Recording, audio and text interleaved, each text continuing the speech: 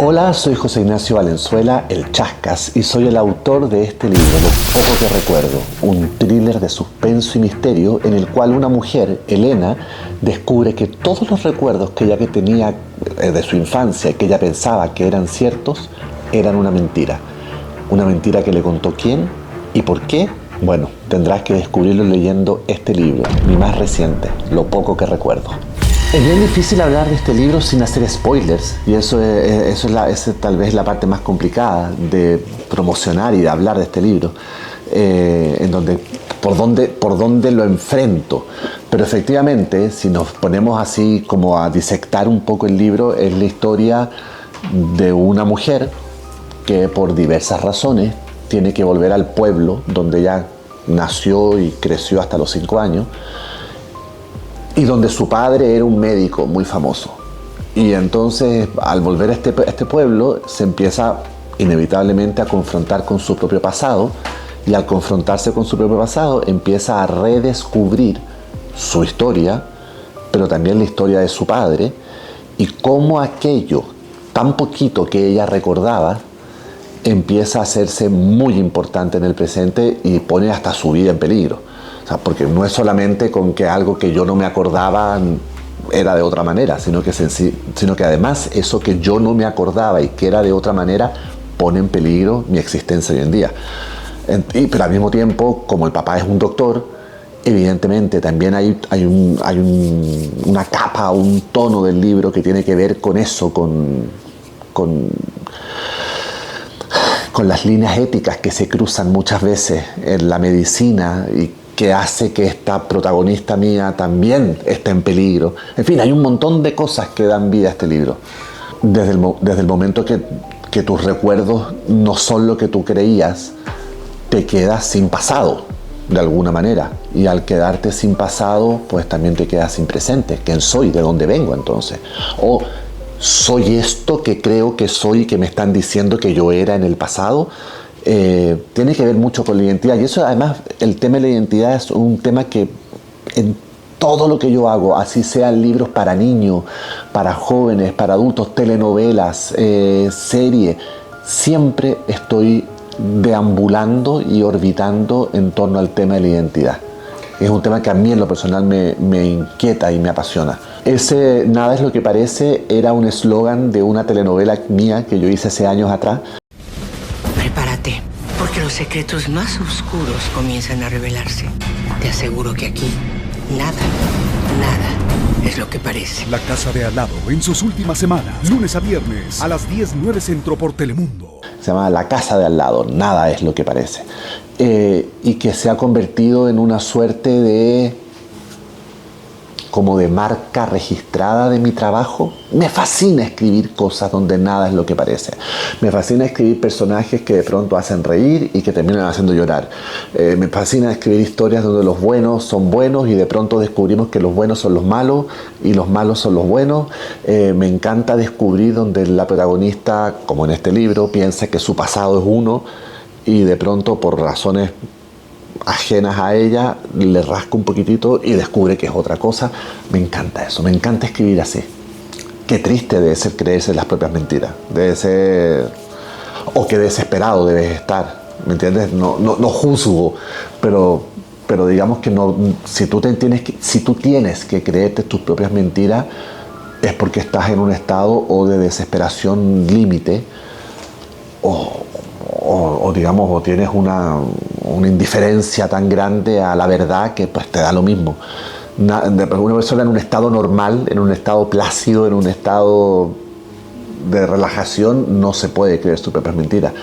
Y la mía, me refiero a mi protagonista, de alguna manera quisiera creerse sus propias mentiras. Lo que pasa es que no se da cuenta que son demasiado atroces las mentiras. Entonces, creérselas significaría, pues no sé, tirarse por la ventana para afuera. La pobrecita quisiera creérselas, pero no puede, son demasiado grandes.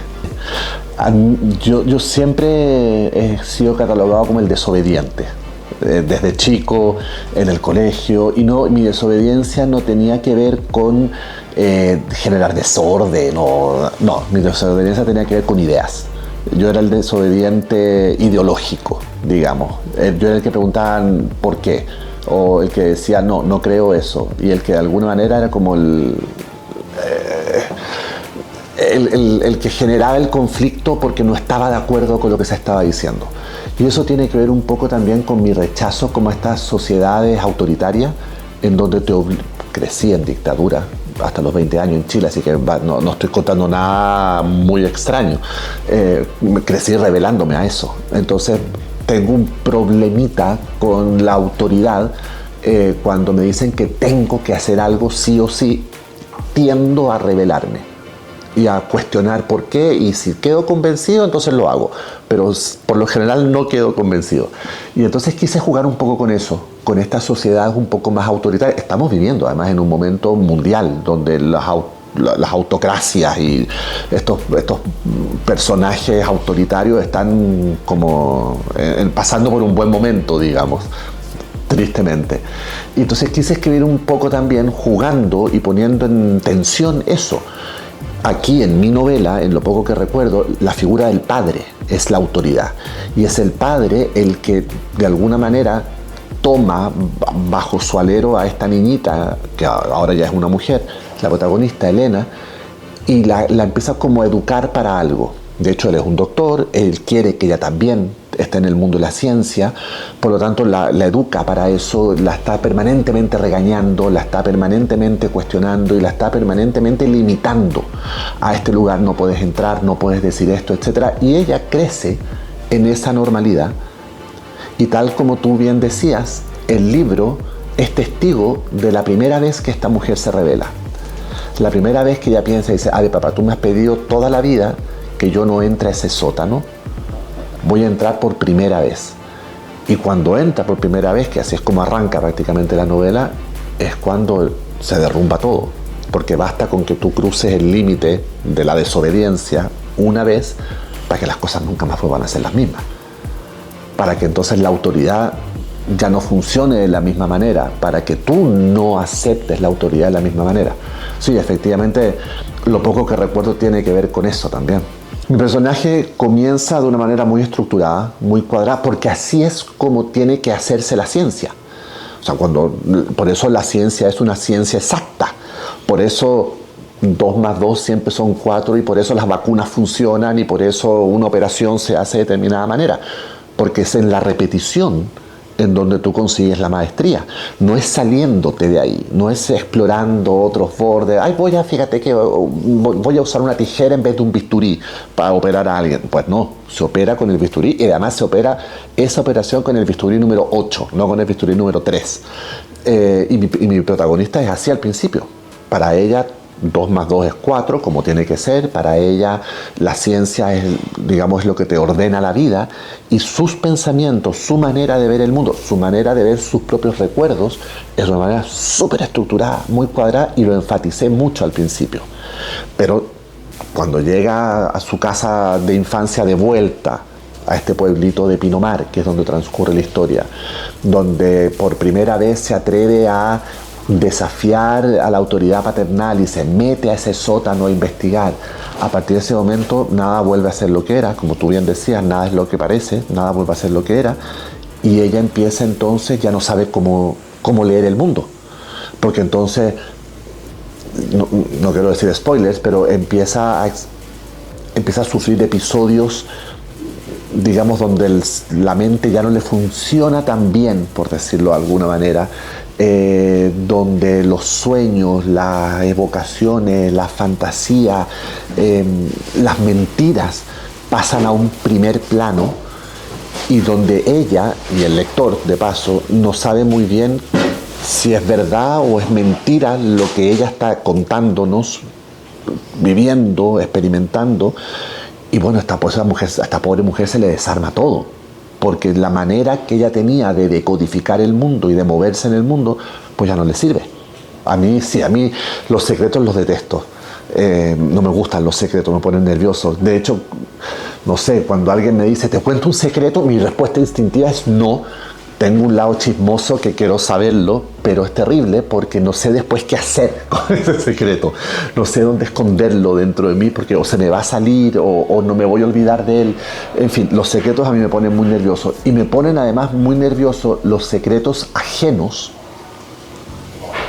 que tienen consecuencias en mí. O sea, me pone muy nervioso cuando me cuentan el secreto de una persona y que esa persona por alguna razón tiene importancia en mi vida.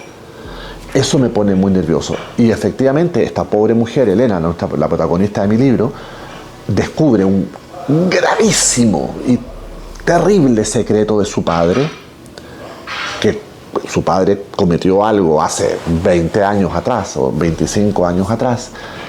Y ese secreto que su padre cometió hace 25 años, que ella no sabía, porque obviamente era un secreto, hoy en día la pone en peligro.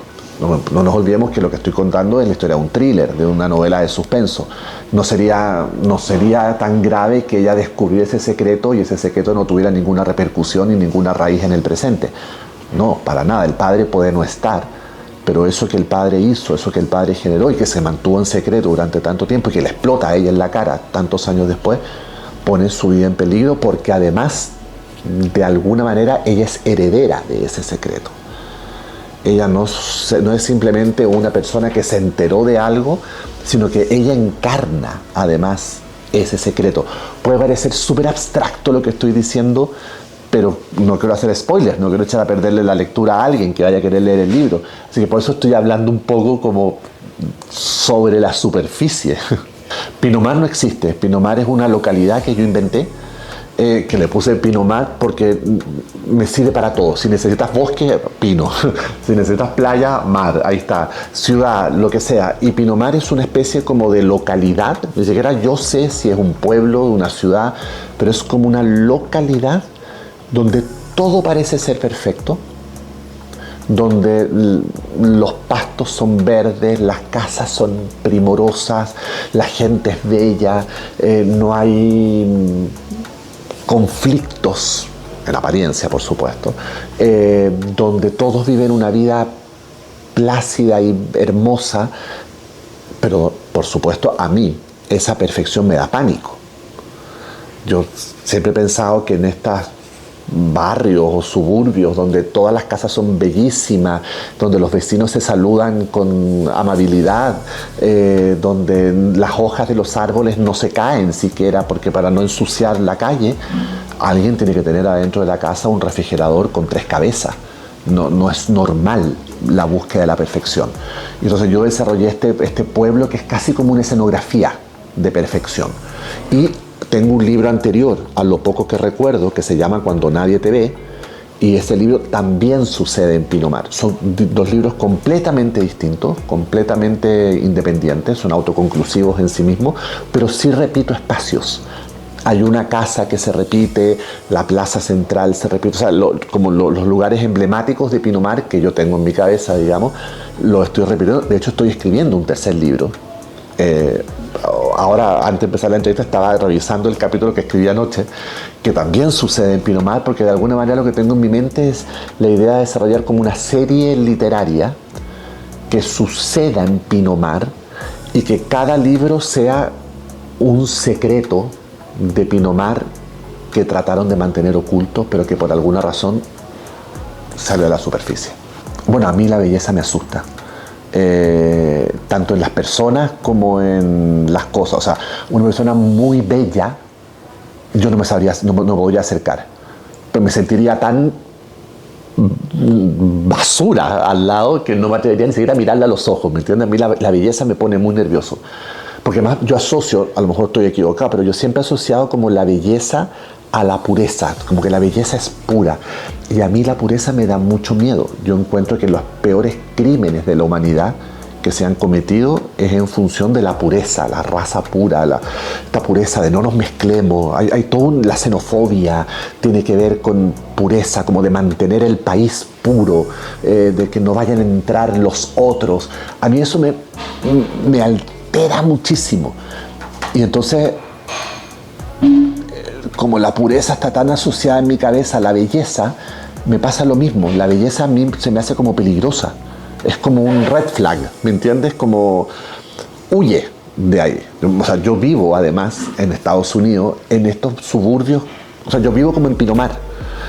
Y yo creo que de ahí viene la inspiración. Yo me acuerdo perfectamente cuando estaba dando vueltas para comprar la casa hace años atrás.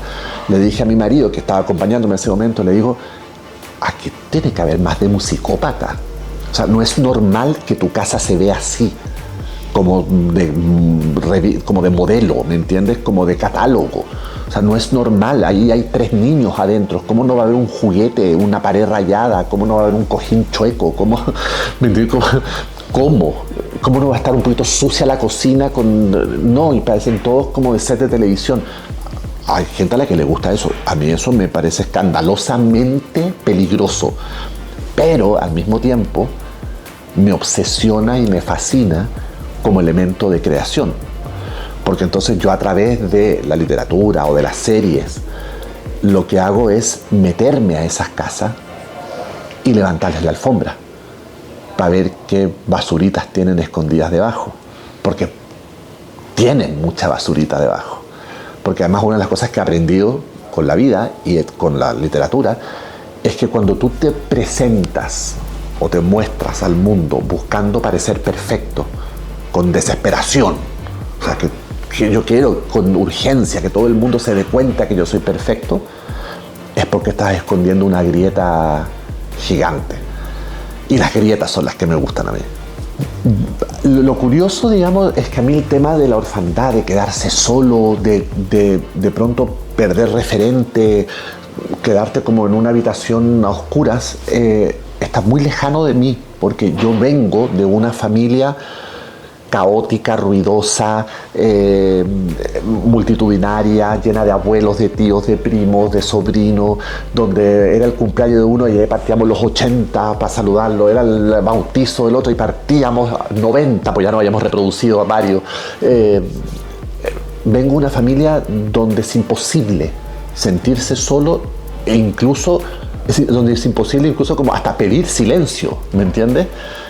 Yo por eso soy un escritor todoterreno y por eso escribo en los aviones, en los hoteles, en los trenes, porque soy capaz de aislarme, porque tuve que aprender a aislarme, porque siempre hubo ruido. Tengo 3 hermanos más, entonces estaban mis hermanos, los novios, las novias, los amigos, mis 2 papás, papá, mamá, por supuesto, los abuelos, y yo en medio escribiendo, pues yo ya aprendí a hacerlo. Entonces, de alguna manera, como por contraste, siempre he estado buscando y explorando estos personajes que se pierden y se quedan solos, sin referente, y de alguna manera tienen que aprender como a justificar por qué son lo que son, porque tuvieron que hacerlo solo. Y me puedo sentir muy identificado, a pesar de que mi vida no es así, por el hecho, por ejemplo, de ser, de integrar un matrimonio homoparental. Estoy casado con un hombre, tengo una hija, y esa simple, digamos, condición familiar, realidad familiar, me ha generado conflictos en Estados Unidos, donde yo vivo en este momento. Es un problema tener una familia así, te convierte un poco en un blanco del odio del Estado, digamos. Pero por otro lado también he tenido que, como que me han hecho sentir que tengo que estar justificando permanentemente frente a la sociedad misma por qué tengo esa familia. Y de alguna manera me han hecho sentir como que, ok, puedes tenerla como siempre y cuando seas como una buena familia. ¿Me entiendes? Yo no puedo meter las patas como podrían haberla metido mis papás, por ejemplo. A ellos se los perdonarían todo. A mí, por el hecho de ser gay y por el hecho de tener casado con un hombre, tengo que ser como, para que no me jodan, como que no tengo que dar problemas, no sé cómo explicarlo, tengo que ser como el empleado del mes. Así sí me dejan. Pero si yo no quiero ser el empleado del mes, ya se pone complicada la cosa. Y el problema es que yo por personalidad nunca voy a ser el empleado del mes. Ese es el problema. Y entonces ese conflicto que tengo en la vida real, en mi casa, en mi vida, yo también por lo general lo traspaso a los personajes. Por eso mis personajes nunca van a ser los empleados del mes. No me interesa escribir. Encuentro aburridísima la gente que es la empleada del mes. A mí no, a mí déjame con mis imperfecciones y mis grietas, que son precisamente las que me dan de comer. La famosa frontera entre la venganza y la justicia. Eso, a ver, yo, como te dije antes, yo crecí en dictadura, en Chile. Y en Chile seguimos teniendo impunidad. Han pasado 50 años del golpe de Estado y seguimos teniendo impunidad. Seguimos teniendo casi 2.000 desaparecidos que no sabemos dónde están. Y yo me acuerdo perfectamente que había gente que me decía, no importa, la justicia siempre llega, la justicia siempre llega. Y Pinochet, Augusto Pinochet, que era el dictador chileno, se murió en su cama, tapadito, tibio, rodeado de sus nietos, de su familia, la muerte que todos quisiéramos, digamos. Sin ser nunca juzgado, sin pasar por un tribunal, sin ser cuestionado siquiera. Entonces ahí es donde yo me cuestiono, digo, ¿existirá la justicia de verdad? Y de pronto te sorprendes a ti mismo pensando cosas que se parecen mucho a la venganza. Y si uno trata de ser un buen ser humano y como que digamos, caminar por el buen camino, tú dices, bueno, yo no quiero desearle el mal a nadie, yo no quiero vengarme de nadie, lo que yo quiero es que haya justicia. Pero vivimos en un mundo donde la justicia cada vez es más relativa. Yo vivo en un país donde el presidente está acusado y probado de 34 delitos y es presidente.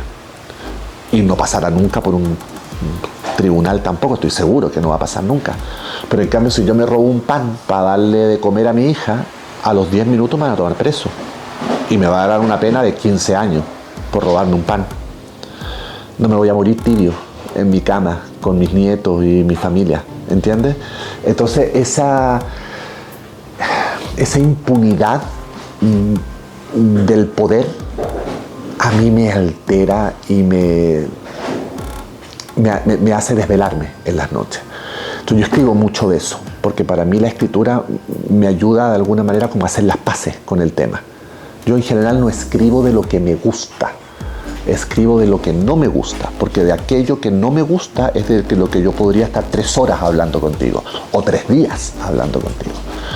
Y es lo que me hace estar atornillado frente a un computador 10 horas al día. Y esa frontera entre la justicia y la venganza, yo me la cuestiono permanentemente. Y a veces digo, ¿se podrá justificar la venganza? Habrá casos en los que sí se puede justificar la venganza y como no me atrevo a experimentarlo en la vida real, lo experimento en la literatura o en lo audiovisual. Lo que pasa es que en mi libro no es la protagonista, es otro personaje, es un psicópata en el fondo, y la gente psicópata pues piensa a los psicópatas. Y la gente que piensa a los psicópatas son capaces de montar unas maquinaciones y son capaces de, además, con toda la frialdad del mundo que te da la psicopatía, esperar 20 años, el momento preciso para entonces dar la estocada final. Y claro, nuestra protagonista, en lo poco que recuerdo, no sabe que se está enfrentando a una maquinación bestial que una persona en particular, que no voy a, por supuesto, desvelar quién es, ha montado para que, como una suerte de telaraña, para que ella se quede pegada en esta telaraña y se pueda entonces, o no, cruzar la línea entre la justicia y la venganza, que es esta línea tan fascinante de escribir y tan terrible de experimentar. Mira, yo tuve una relación muy conflictiva con esta doble militancia mía, de literatura por un lado y de audiovisual por otro, durante los inicios de mi carrera, digamos. Yo estudié literatura. El primer año de la universidad me fue espléndido, yo era una especie como de la mascota de mis profesores, porque me iba muy bien y tengo una tía que es una escritora muy famosa en Chile, entonces mis profesores habían sido compañeros de curso, bueno, caí como en un terreno muy fértil, digamos. Y en el segundo año de universidad hice mi primera telenovela. La mitad de los profesores de la universidad me dejaron de hablar. Hubo 2 profesores, de hecho, que me impidieron entrar al salón de clases Porque yo me había vuelto tonto, porque yo me había vendido y estaba escribiendo subproductos para gente tonta. Y entonces, a mí me fascina escribir telenovelas, me encanta, lo paso muy bien. Entonces, por supuesto, y también me fascina escribir libros. Bueno, me fascina escribir, punto. Me da lo mismo un poco el género, el formato. Me gusta escribir, no sé hacer nada más tampoco, así que más me vale seguir haciéndolo. Y entonces durante 10 años viví esta situación desde una bipolaridad muy dolorosa, porque entonces yo sacaba telenovelas y los del mundo del libro decían, se puso tonto, y mira tú en lo que ha terminado. Después sacaba un libro y los de la televisión decían, ya se cree mucho ahora porque sacó el libro, seguramente ya ni nos va a hablar porque... Y yo trataba como de quedar bien con los dos y trataba como de justificar, hasta que la gran maravilla de ir envejeciendo y de ir madurando es que te empieza a importar literalmente un bledo lo que los demás piensen de ti, y los mandé literalmente a la mierda a todos. Y yo pensé, dije, ¿sabes qué? Esto es una estupidez. Al revés, yo voy a verlo de otra manera. Yo tengo un superpoder, por decirlo de alguna manera, mío, muy propio, que es que puedo cambiar de sombrero entre literario y audiovisual con una facilidad muy grande. Pues lo que yo voy a hacer es que voy a unir las dos cosas. Yo quiero hacer libros que parezcan series. Esto es tú lees lo poco que recuerdo y es como ver una serie de Netflix. O sea, está escrito además un libro con una estructura audiovisual. Yo a este libro y a los otros libros míos, Cuando nadie te ve, etc., la estructura del libro es la de un capítulo audiovisual, es la de una temporada audiovisual. No hay ninguna diferencia. Y al mismo tiempo yo escribo series, por ejemplo, como ¿Quién mató a Sara?, que es una serie que yo hice para Netflix hace un par de años atrás.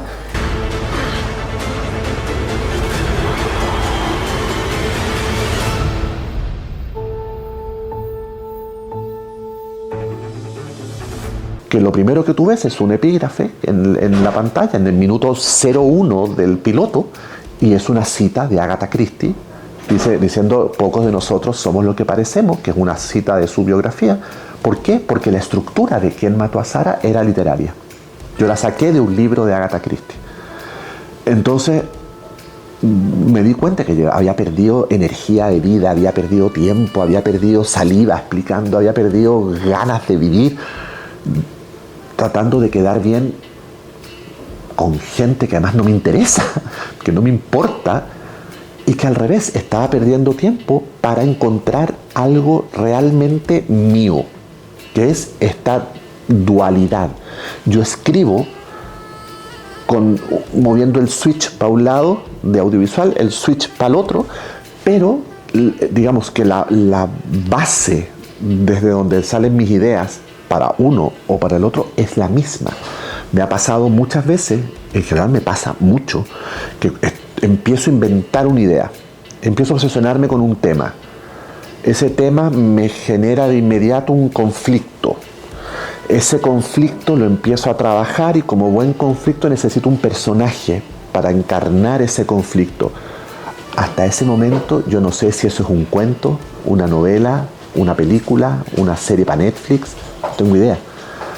Cuando empiezo a avanzar y empiezo entonces ya a entender mejor de lo que estoy hablando, empiezo a decir, a ver, aquí creo va a ser más importante lo que los personajes piensan que lo que hacen. Por lo tanto, presiento que va a ser más literatura. Pero si es exclusivamente más importante lo que los personajes hacen, la acción, esto va a ser audiovisual. Pero todavía ni siquiera sé si hacer una película, ¿me entiendes? Voy poco a poco. Entonces es un proceso donde lo que prima en el fondo es como el amor a la idea, el amor a una historia, y la voy trabajando poco a poco hasta ir afinándola, y para que la misma idea me vaya diciendo es película, es serie, es libro, es una serie corta, sin más temporadas, es una miniserie. No, esto puede tener 3, 4, 5 temporadas, en fin. Son procesos distintos, pero que nacen todos de la misma neurona. Y eso es lo interesante.